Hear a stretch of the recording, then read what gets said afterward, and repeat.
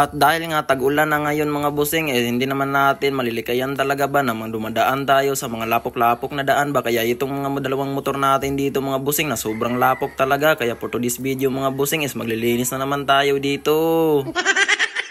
At syempre kung taga-Malo siya to Negros Oriental ka mga busing, siguro alam nyo na to kung saan to dapit na banda ba, kung saan tayo mag-carwash dito. Tingnan nyo naman ito yung daan kung napansin nyo talaga, kung taga-Malo ka talaga, siguro alam nyo na talaga to.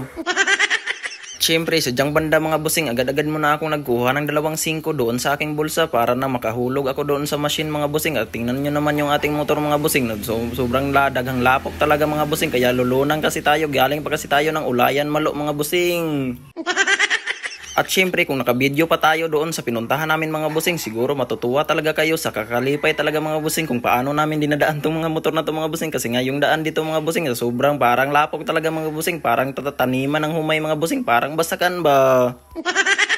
Ang problema lang dito mga busing, mag-video na sana ako mga busing nung nagpalusok pa kami papuntang highway mga busing. Ang problema lang mga busing, lisuran ako sa paghawid ng cellphone kasi alam nyo naman na sobrang lalim na yung daan kasi maraming habal-habal doon na umaagi tapos kargado pa sila. Kaya yung daan marami ng butas, kaya hindi na alam nyo naman yung motor natin na napaka-lowered ba, kaya sasayad talaga yung ilalim. Tingnan nyo naman mabuti pa yung isang barako mga busing hindi sasayad kasi mataas naman yung makina niya. Tapos na nga pala natin nalinisan yung ating click mga busing, sa kuya ko pala yan, hiniraman ko. At kung gaano niya alagaan yung click niya mga busing, ganyan ko din alagaan yung motor niya para hindi talaga siya magumahay na pinakuha niya sa akin yung motor niya ba. At dahil nga natapos na nga natin nilinisan yung click mga busing, isusunod ko na din tong barako kasi tingnan nyo naman na maraming lapok talaga mga busing, pati yung gulong mga busing napuno na talaga ng mga lapok ba, kaya inaiglasan ko muna yan para hindi talaga mapipisikan yung aking mata ng lapok.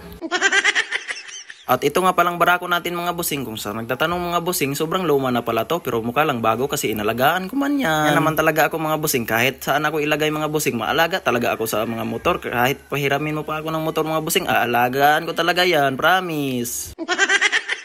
Kaso lang mga busing, parang sa motor lang ako makabalo mag-alaga kasi kapag yung jowa ko aalagaan ko, iiwan man yan ako.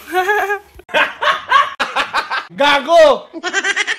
Pero kahit nasasaktan lang ako mga busing, nawawala lang naman kasi naalala ko kasi yung sinasabi ni Lola sa una mga busing, nasabi niya kapag iiwan raw ng isang babae, okay lang daw yun kasi hindi pa raw kayo sa isa't isa at hindi pa lang yun daw yun binigay ng Panginoon, kaya okay lang yun mga busing, kaya antay-antay lang talaga tayo kung sino yung dumating sa atin na totoo. True love ba mga busing? True love. Pero kailan pa kaya ako makahanap ng isang true love mga busing, yung hindi talaga ako iiwan ba, yung suportahan talaga ako sa mga hilig ko ba at samahan ako sa sakit at hirap at ginawa. Nako, parang mataas na nga yung ating drama dyan mga busing.